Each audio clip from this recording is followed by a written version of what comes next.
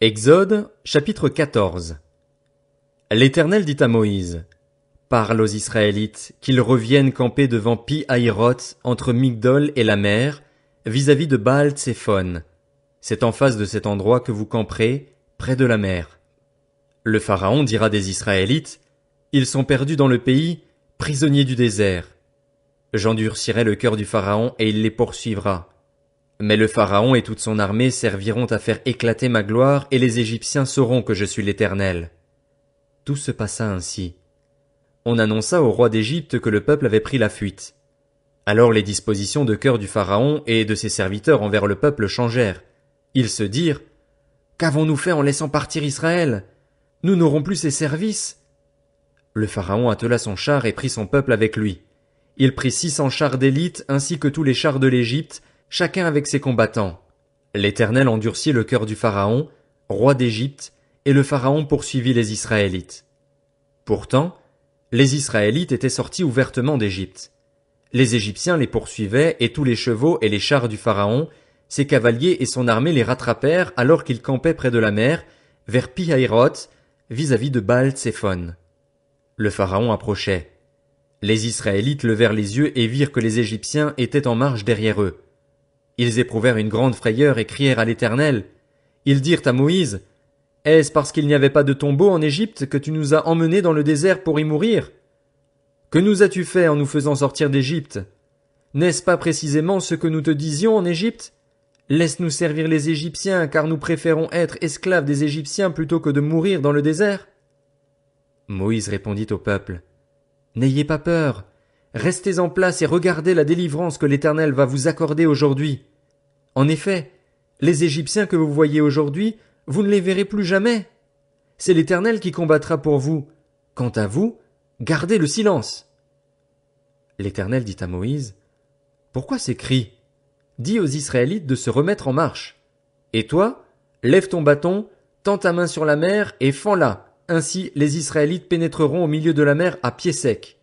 Quant à moi, je vais endurcir le cœur des Égyptiens pour qu'ils y pénètrent après eux, et le Pharaon ainsi que toute son armée, ses chars et ses cavaliers feront éclater ma gloire.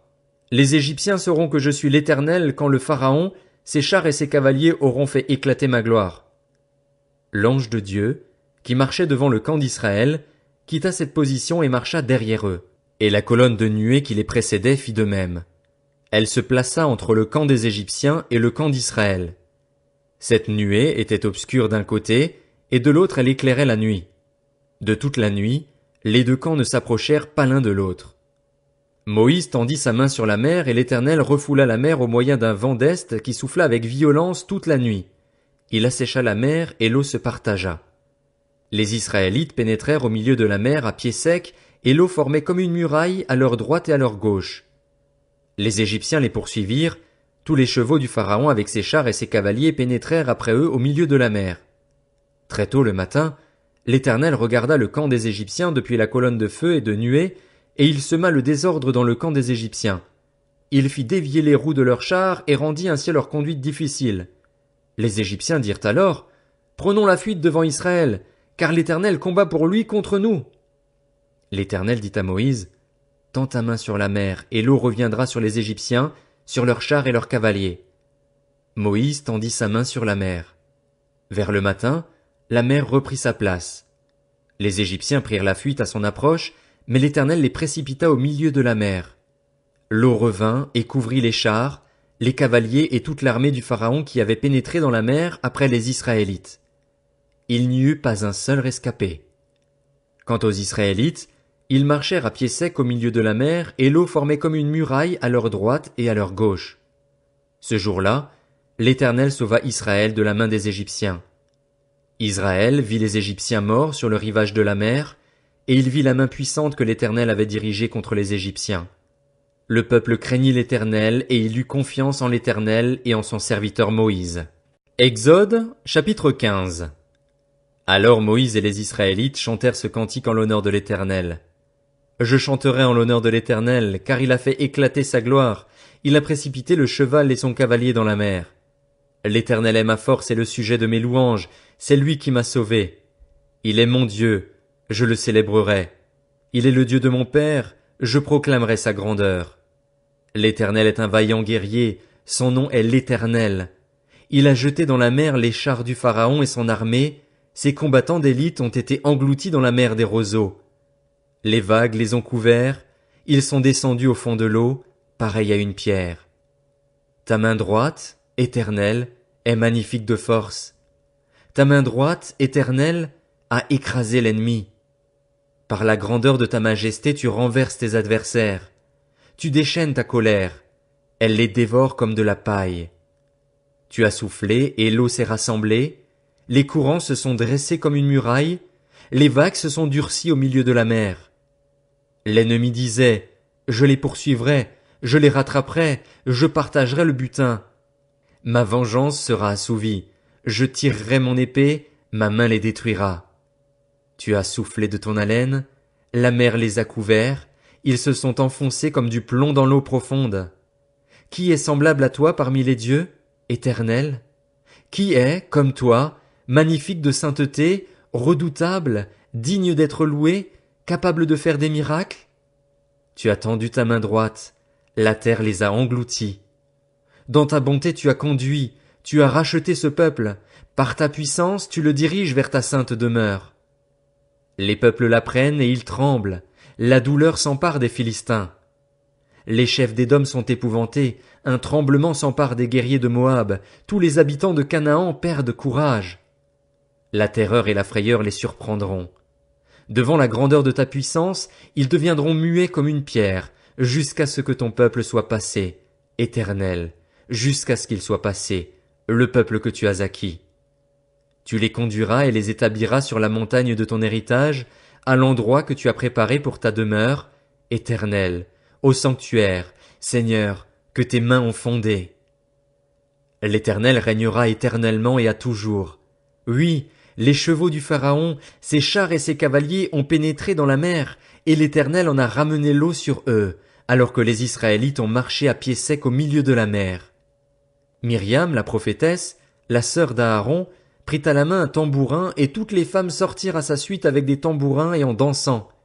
Myriam répondait aux Israélites, « Chantez en l'honneur de l'Éternel, car il a fait éclater sa gloire, il a précipité le cheval et son cavalier dans la mer. » Moïse fit partir Israël de la mer des roseaux, et ils prirent la direction du désert de Chour. Après 3 journées de marche dans le désert, ils ne trouvèrent pas d'eau. Ils arrivèrent à Mara, mais ils ne purent pas boire l'eau de Mara parce qu'elle était amère. C'est pourquoi cet endroit fut appelé Mara. Le peuple murmura contre Moïse en disant, « Que boirons-nous » Moïse cria à l'Éternel, et l'Éternel lui indiqua un morceau de bois qu'il jeta dans l'eau, et l'eau devint douce.